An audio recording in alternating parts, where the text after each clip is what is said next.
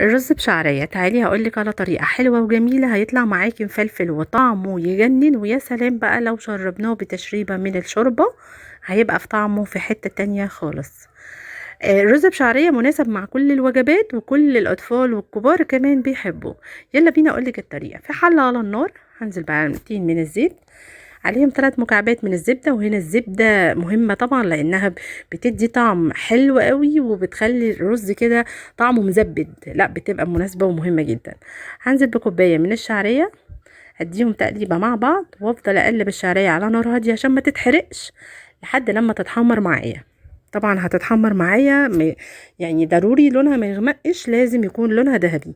هتشوفوا دلوقتي في الفيديو. هنا طبعا دي مراحل التحمير، هفضل اقلب فيه لحد ما يوصل معايا باللون الذهبي.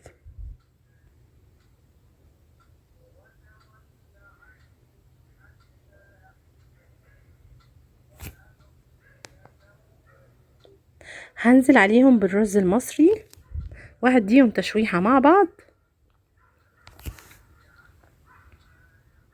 وبعدها هنزل برشة من الملح، مع اني هحط شوربة بس لازم برضو رشة من الملح لان الرز لما بينفش ما بيبانش فيه الحرقية يعني.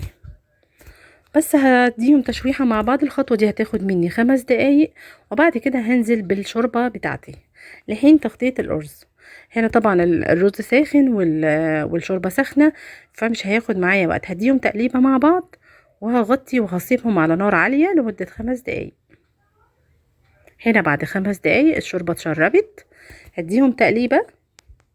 بص الرز مفلفل وشكله جميل ازاي، ما شاء الله. لو مشيتي بالخطوات دي بالظبط هيطلع معاكي مفلفل وطعمه يجنن وهيدمنوه بجد من ايديكي. هرجع تاني اغطي الحلة بتاعتي وهوريكم هي كانت على نار عالية. هوريكم انا وطيتها النار وخليتها عاملة ازاي. هنا خليتها نار واطية جدا، هيقعد معايا من 5 ل7 دقايق وبعد كده هيكون ناضج معايا بالكامل، وده الشكل النهائي طعمه يجنن.